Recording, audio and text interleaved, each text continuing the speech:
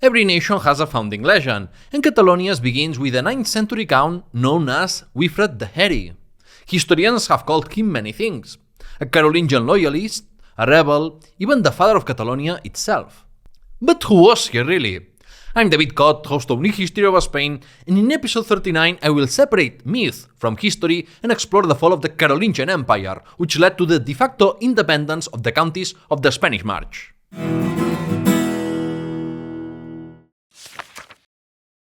When was Catalonia born? The counties that became de facto independent south of the Pyrenees had neither a common name nor a sense of unity in the 10th century. Frankish chronicles called their inhabitants Goths or Hispani, contrasting them with the Franks, and spoke of Hispania without naming the Carolingian counties specifically. Sometimes they referred to the frontiers of Hispania, since Hispania was often understood as Al-Andalus in this period. Other terms appeared as well: Gothia for the Visigothic lands on both sides of the Pyrenees, or Spanish March, though by the late 9th century that term had lost meaning after the collapse of the Carolingian Empire. From the Arab perspective, eastern Catalonia belonged to the lands of the Franks, called Ifranja, a view echoed in Castilian texts even centuries later. The hesitation over names reflects the fact that this was an unprecedented territorial reality with no shared identity. Each county was referred to individually. Historians today face the same problem. There is no single medieval name for the lands of Wifred the Hairy or Sunyer of Empúries, which is why some use the term pre-Catalonia. And yes, if you thought Wifred was the founder of Catalonia, that's more legend than fact. For convenience, I will use Catalan counties from this point, but keep in mind it's an anachronism for anything before the 11th century, since the idea of Catalonia didn't yet exist. Catalonia began to take shape when the counts of Barcelona, starting with Ramon Berenguer I, gained dominance over neighboring counties and later united with the royal house of Aragon. This fostered the exaltation of the descendants of Wifred, and a Barcelona-centered narrative of Catalan history that distorted the complex reality of the early Middle Ages. By the mid-11th century, a monk from the Abbey of Fleury already noted Barcelona's prominence, describing a kingdom of Barcelona without a king, ruled by a few dukes. The first indisputable use of the term Catalonia appears in a peasant document in the early 12th century, though some scholars trace it slightly earlier. From the 12th century on, Occitan troubadours often spoke of Catalonia and the Catalans, suggesting that outsiders recognized Catalonia as a political and cultural unit before its own inhabitants did. Still, it remained an ambiguous concept referring to the lands ruled by the Count of Barcelona and his vassal counts of Urgell, Empúries, and Pallars Sobirà, not yet a unified state. So the question of when was Catalonia born cannot be answered with a specific date because it was a process. When the Count of Barcelona became King of Aragon, references to Catalonia multiplied, to distinguish non-Aragonese subjects and reflect the monarch's ambition to assert authority over all the counties. The Principality of Catalonia gained institutional and political form in the 14th century, with the Catalan courts and the Generalitat, marking the real emergence of a shared territorial and cultural identity. As for the etymology of Catalonia, two main theories sound plausible.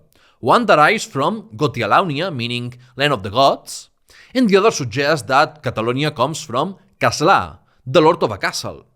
In that sense, Catalonia and Castile may share parallel origins as frontier societies with Islam that happened to build many castles, even though the terms developed independently. The end of the Carolingian Empire. We last left the Carolingian Empire and the Spanish March around 850 in episode 32, the birth of the Kingdom of Pamplona, shortly after the Treaty of Verdun, which divided the empire among Louis the Pious's sons. Lothair received the imperial title and lands from the Low Countries to northern Italy, Louis the German took East Francia, roughly modern Germany, and Charles the Bald ruled West Francia, the future France. The empire didn't truly end with the treaty, since the Carolingian kings still had political ambitions and economic interests beyond their realms. The title of emperor carried weight, as it gave its holder symbolic authority over the others. Yet, by the late 9th century, this imperial vision collapsed, a necessary background for understanding events in the Spanish March. The kings initially maintained harmony through councils to resolve disputes, but rivalry soon undermined unity. Though their power struggles were framed as shifts of balance within the imperial system rather than attempts to destroy it, in practice they weakened the dynasty. Aristocrats could shift allegiance between kings, leading to more concentrated land grants in exchange for loyalty, a step toward the common imagery of feudalism, though hereditary lordships wouldn't consolidate until the 11th century. Royal weakness was evident early. In 843, Charles the Bald was forced to promise to rule justly and not strip nobles of their honors if they remained loyal, effectively limiting royal power. The Capitulary of Quierzy in 877 went further. If a count died on campaign, his son could temporarily succeed him. Intended as a wartime measure, it legitimized the growing hereditary trend in counties and fiefs. The final blow to the Carolingian Empire was a succession crisis. Between 875 and 884, no fewer than 8 Carolingian kings died, leaving only one adult male of the dynasty, Charles III the Fat. The impact of these deaths cannot be overstated, since each transition caused tension among the aristocracy and offered chances to shift allegiances. When Charles the Bald died in 877, his son Louis the Stammerer reigned briefly, leaving 3 underage sons, all dead by 884. Charles the Fat, already king of East Francia, thus reunited the empire for the first time since 840. But Charles rarely visited much of his vast realm, a fatal flaw in a system reliant on personal presence and patronage. In late 887, sick and unpopular, Charles was deposed by his illegitimate cousin Arnulf of Carinthia. After Charles's death in 888, the Carolingian dynasty faced a legitimacy crisis. Arnulf was a bastard, invasions loomed, and there were no direct heirs. In West Francia, the magnate chose Odo, Count of Paris and hero of the Viking Wars, as king. Other non-Carolingian men across the empire proclaimed themselves monarchs, and thus the Carolingian Empire effectively disappeared. When Odo died in 898, Charles the Simple, posthumous son of Louis the Stammerer, restored the dynasty in West Francia, but the prestige the dynasty of Charlemagne once had was gone. In 911, Charles the Simple made peace with Viking leader Rollo, granting him land in northern France in exchange for loyalty, defense, and conversion to Christianity, thus founding the Duchy of Normandy. In practice, Charles's rule extended only over northern parts of modern France and western Germany, challenged by rival nobles and even the Normans he had settled. West Francia had become a patchwork of duchies and counties only under nominal royal control. In that same year, the Eastern German Carolingian line died out, and the nobles chose a non-Carolingian king, not even considering a Western heir. By 919, they elected a ruler who wasn't even Frankish. The Carolingian Empire was dead, and few mourned its passing. Similar disintegration occurred in Italy, where regional families fought for control of former Carolingian lands, and in Burgundy and Provence, in southeastern France, where local lords crowned themselves kings. The Carolingian War gave way to a fragmented post-Carolingian Europe, with regional and local rulers who eventually sought legitimacy from the Holy Roman Empire and the Pope of Rome. The last appointed counts of the Spanish March. During the turbulence of the late Carolingian Empire, the Spanish March also suffered from political unrest. The revolt led by William, son of Bernard of Septimania, devastated eastern Catalonia and ended with several counts dead, with help from Andalusi troops sent by Emir Abdelrahman II. Among the fallen was Sunifred, father of Wifred the Hairy, who had held the title of Marquis over his many counties. In the Pyrenean county of Urgell-Cerdanya, he was succeeded by Solomon, later depicted by chroniclers as an enemy of Wifred's lineage. King Charles the Bald briefly restored order, subduing William's revolt, bringing Aquitaine under control, and making peace with the Umayyads. But his victories in 852 were short-lived. His reign was plagued by Breton and noble rebellions, Viking raids, and disputes with other Carolingian kings. Count Udalric of Barcelona, Empúries, Narbonne, and Roussillon was deposed in 858.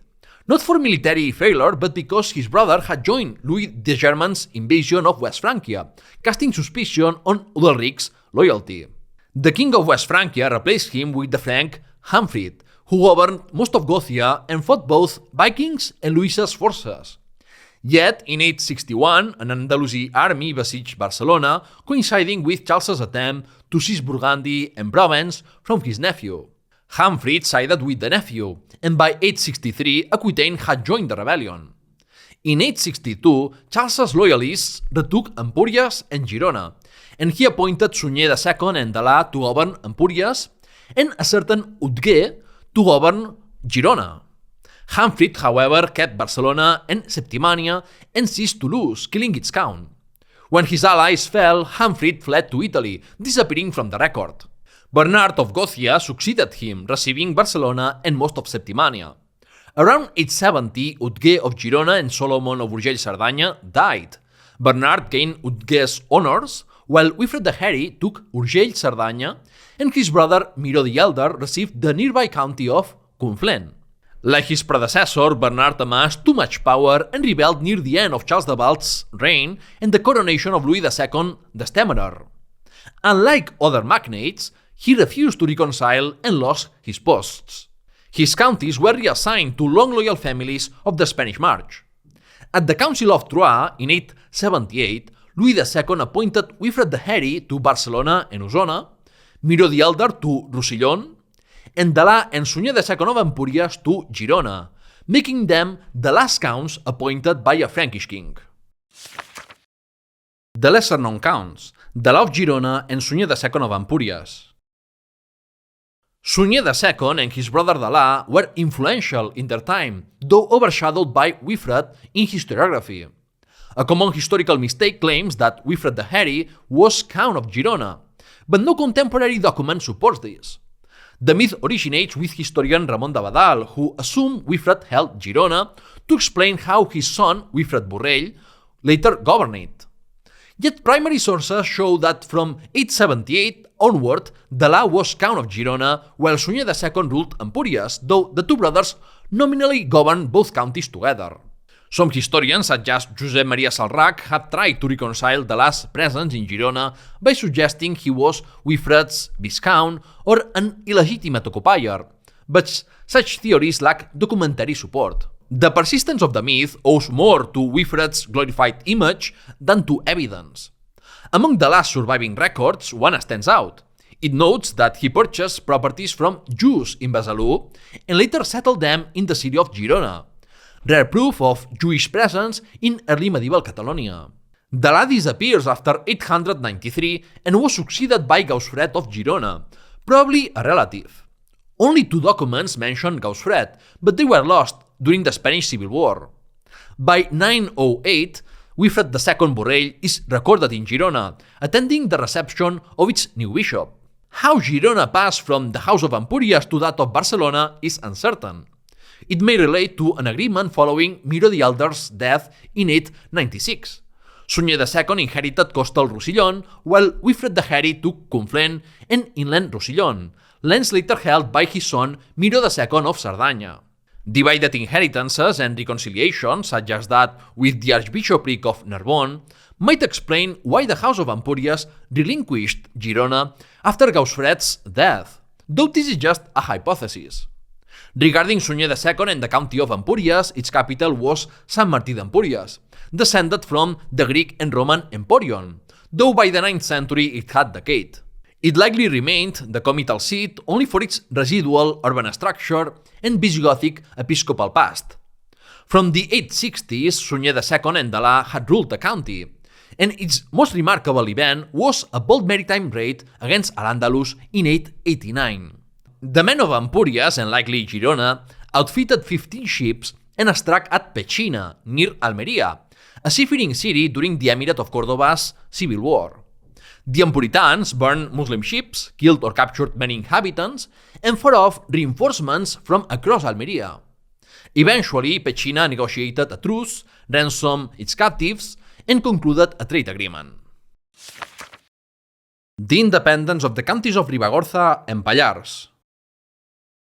Just as the County of Aragon broke away from Carolingian control in the 820s to align with Pamplona, the neighboring counties of Ribagorza and Pallars, located east of Aragon and west of Urgell, did something similar, though without falling under any other power.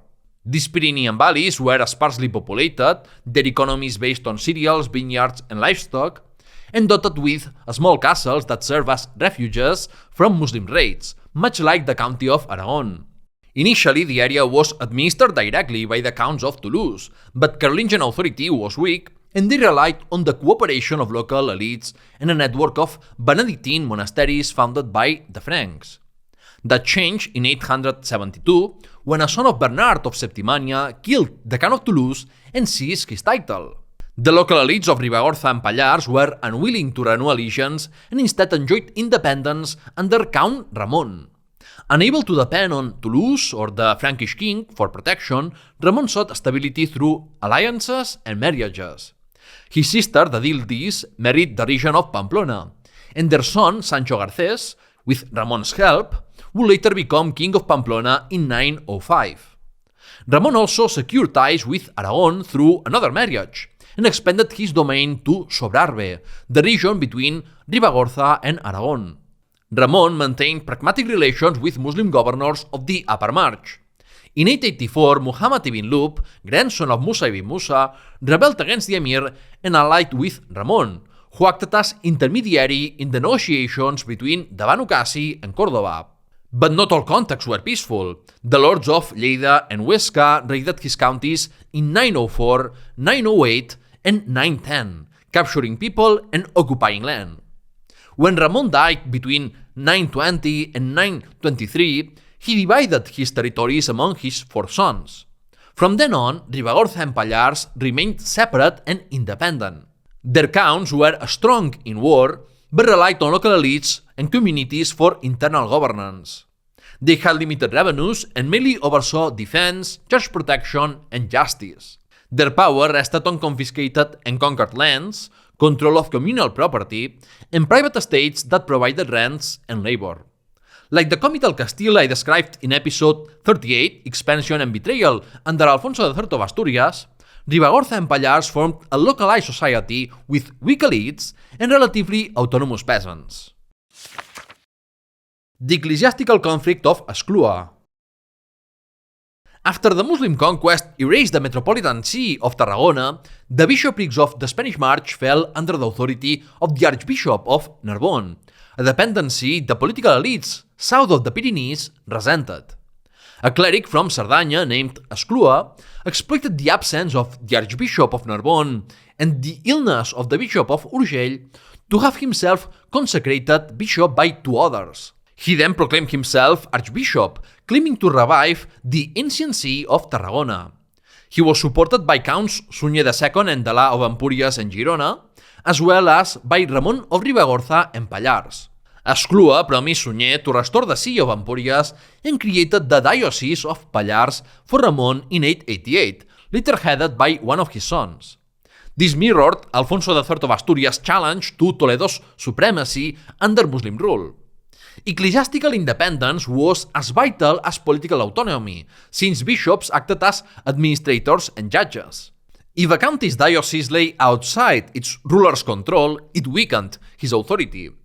The bishops of Barcelona and Osona joined Esclua in appointing a new bishop of Girona, chosen by Sunyer and Delà in defiance of Narbonne. Wifred the Hairy at first stayed neutral, but later opposed Esclua, as he maintained good relations with Narbonne, and the new diocese of Pallars reduced the jurisdiction of Urgell, which was under his influence. Wifred's cousins, Sunyer and Delà, along with the usurping bishop of Girona, sought recognition from King Godó, something Wifred did not do, which shows the overlap of political and religious maneuvering. The conflict was resolved at a council in 890, which condemned the schism. Esclua and the bishop of Girona were deposed and excommunicated, and Count Sunyer suffered the same fate, though later reconciled. The bishops of Barcelona and Osona were pardoned, but the latter had to pay tribute to Narbonne for several years. The bishopric of Pallars, nonetheless, continued to exist until 949, when it was reintegrated into Urgell. In 956, however, the bishopric of Ribagorza was created, later called Roda, since its seat was in Roda dei Sàvena. It served as a symbolic institution, legitimizing the count's authority and keeping ecclesiastical revenues local, independent from Urgell. In practice, rural communities, local notables, and monasteries drove the religious life of the county. This enduring pursuit of a spiritual and political autonomy explains why Roda dei Sàvena, today a tiny village of fewer than 50 inhabitants, is still the smallest town in Spain with a cathedral, the beautiful Romanesque Cathedral of St. Vincent. Wifred the Hairy, between myth and history.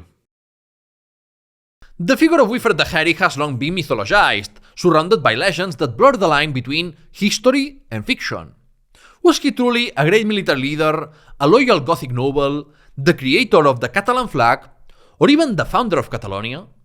To understand this, we must look at the first work that mythologized him, the 12th century chronicle Gesta Comitum Barquinonensium, or Deeds of the Counts of Barcelona. The Gesta was not a history of a land, but of a lineage, the Barcelonan branch descending from Wifred the Hairy. Its purpose was to glorify that dynasty and legitimize its hereditary rule over the Catalan domains. In it, the origins of the House of Barcelona take on a legendary tone. According to the tale, Wifred's father was murdered by Count Solomon of Urgell-Cerdanya, described as a Frankish ruler hated by the natives. The orphan Wifred was taken in by the Count of Flanders. Yes, Flanders, as in the Low Countries, far from Catalonia. But after impregnating his host's daughter, was forced to swear to avenge his father's death and win the county of Barcelona to marry her. Wifred then killed Solomon and fulfilled his oath. In reality, Wifred never rebelled, nor was his father killed by Solomon.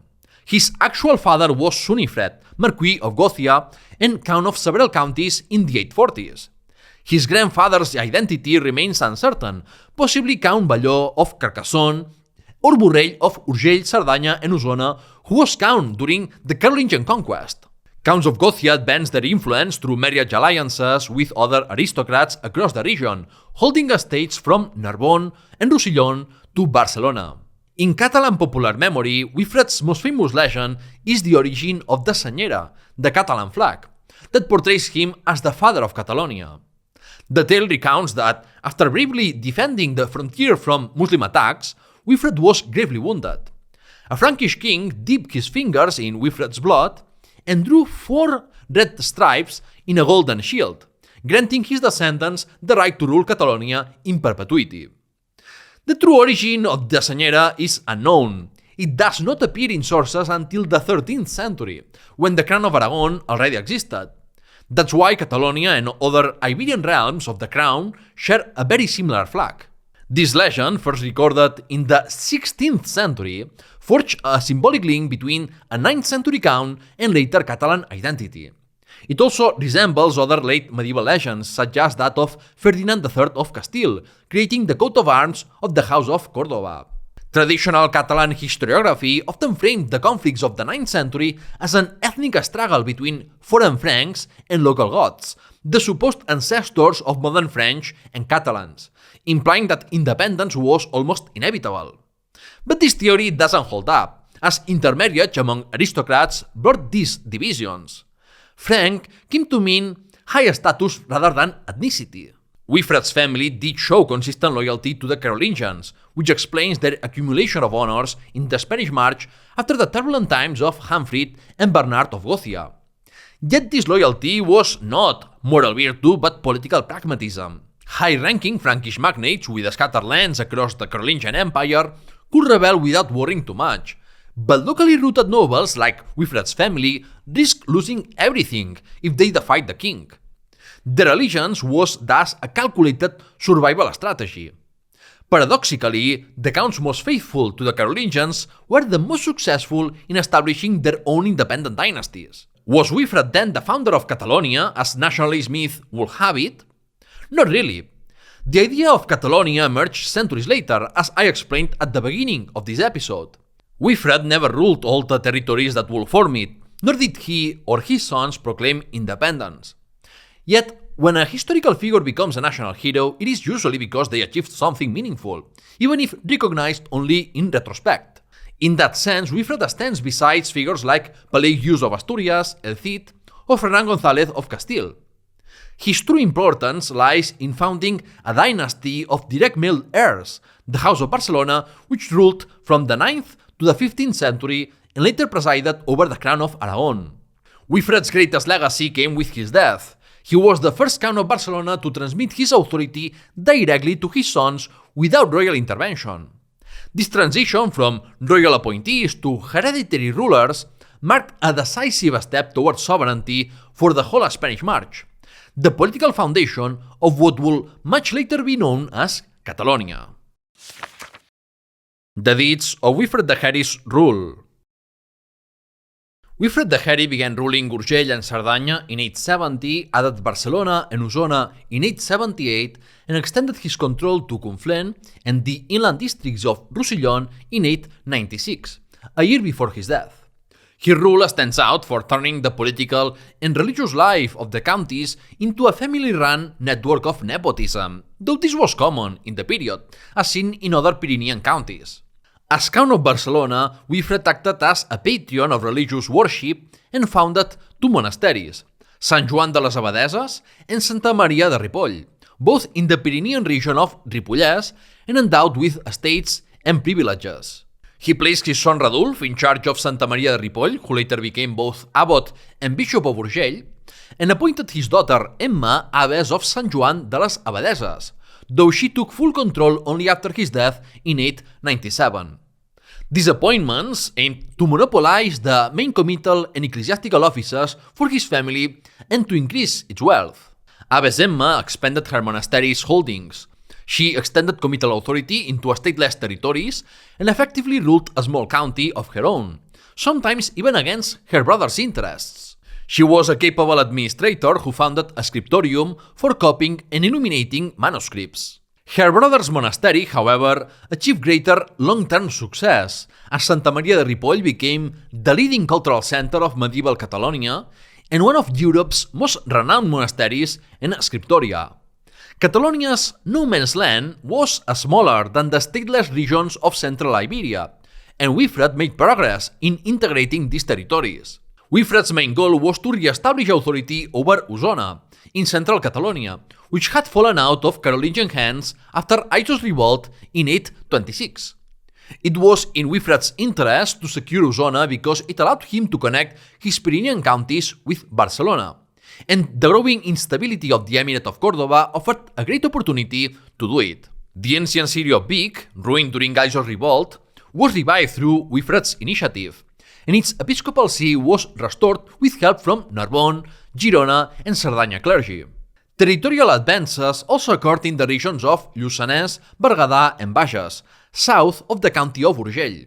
The last region integrated was Cardona, along a tributary of the Llobregat River between Barcelona and la Seu d'Urgell. Because of its strategic location, Wifred fortified Cardona and granted settlers tax privileges and even immunity for criminals, a common measure to attract population to frontier towns. Older historians once claimed the lands Wifred integrated were empty and repopulated by Pyrenean settlers who had previously fled Muslim rule, but this theory is outdated. While some newcomers arrived under committal authority, most inhabitants were locals brought under the authority of a polity. Muslim frontier lords reacted to Wifred's expansion. In 884, Ismail ibn Musa, former leader of the Banu Qasi clan, but still ruler of Monzón and Lleida, fortified the latter city. The Count of Barcelona took this as a provocation and attacked in response. Notice how neither the Banu Qasi of Lleida nor Wifred the Hairy acted under the orders of an emir or king. Both the Umayyad and Carolingian authorities were absent, and these military initiatives came directly from the frontier lords themselves. In this confrontation, Wifred was defeated, and soon after, Ismail built Balaguer, east of Lleida, as a defensive fortress for eastern Al-Andalus. In 897, Wifred clashed again with the Banu Qasi, now united under Lub ibn Muhammad. This time, it was the Muslims who marched against a castle of the Count of Barcelona. The battle's location is uncertain, either near Barcelona or in the Solsonès region near Urgell and Cardona. But Wifred was again defeated and mortally wounded by a spear, dying a few days later in August 897. The hereditary succession of Wifred the Hairy. Wifred was buried in Santa Maria de Ripoll, which later became his dynasty's burial place. With no legitimate Carolingian monarch on the throne, as Odo was still ruling in West Francia, Wifred transmitted his comital authority to his sons without external approval, establishing hereditary succession. This marked the fusion of public authority and private property. Counts ceased to be royal agents and became hereditary landowners who formed royal dynasties. Historians call this process the patrimonialization or privatization of counties. Catalan historiography often emphasizes the county's autonomy as if it was a unique phenomenon, but their evolution mirrored the broader fragmentation of the Carolingian world. The counts did not rebel against royal power to actively seek independence. Rather, the absence of kings or the crisis of royal legitimacy forced them to rule on their own. The sources of political legitimacy did not change overnight. Many still legitimized the rule through recognition by the Carolingians or other dynasties. Wifred himself used the formula by the grace of God and for the defense of the land. And by the 10th century, rulers sought recognition by the Pope, marking the beginning of the rise of a strong, centralized Catholic Church. In Urgell, no record exists of Frankish authority being acknowledged after Wifred's death, either by his successors or the local church. Like the kings of Leon, late 10th century Catalan counts at times paid tribute to the Caliphate of Córdoba while formally recognizing the kings of West Francia or the papacy. It was common to acknowledge multiple higher powers simultaneously. The final break with Frankish kingship came in 987, under Count Borrell II, when the Carolingians died out and the Capetians rose. Borrell refused to recognize the new dynasty, and in turn the Capetians ignored his plea for help against Muslim attacks. Going back to Wifred the Hairy's succession, his eldest son, Wifred II Borrell, inherited Barcelona and Osona and later Girona, while also acting as guardian to his brother Sunyer. Sunifred II received the county of Urgell, now separate from Cerdanya, while Miró II inherited Cerdanya, Conflent, and parts of Roussillon. After King Godó's death in 898, the Carolingian dynasty ruled again in West Francia under Charles the Simple. Count Wifred II Borrell, accompanied by Abbess Emma and clerics, traveled to court to confirm their rights and privileges. Charles granted them ownership of fiscal lands and wastelands, and even the right to mint coins in Osona, a prerogative normally reserved for monarchs.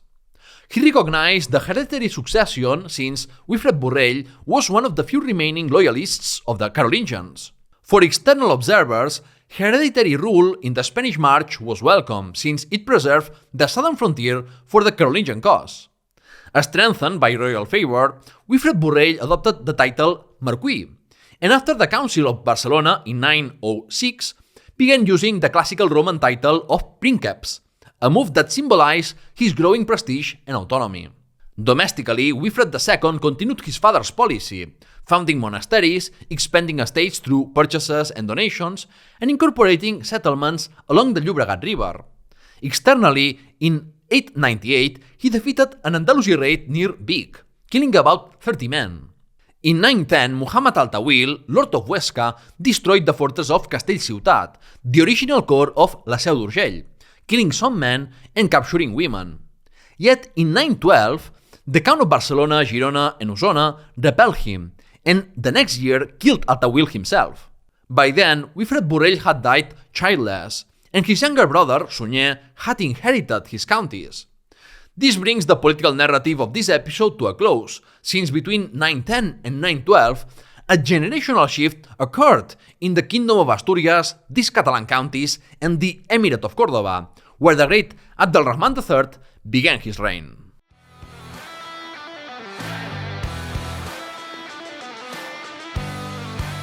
The verdict.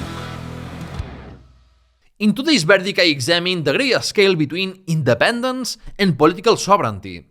It's crucial to distinguish theoretical sovereignty from regal autonomy. What truly matters is who holds power in practice and how effectively they can exercise it. In China's tributary system, kingdoms such as Korea, Siam, Vietnam, or Ryukyu were independent in practice but formally recognized Chinese supremacy and paid tribute. Similar situations arose in the former Spanish March during the 10th century and in relations between Cordoba's Umayyads and the Counts of Barcelona or the kings of Leon and Pamplona during the height of the Caliphate. Does this mean they were not independent or that they belonged to West Francia or Cordoba? Not exactly. But their sovereignty was limited since recognizing another state's supremacy implied an unequal relationship and some external influence. In 2019, then European Central Bank President Mario Draghi defined sovereignty as the ability to control outcomes and respond to people's needs. By that measure, is the United Kingdom more sovereign after Brexit? Or did it have greater global influence before? Was Russia more sovereign before its invasion of Ukraine and the resulting sanctions? Independence and sovereignty are not black and white concepts and extend far beyond what any legal declaration proclaims.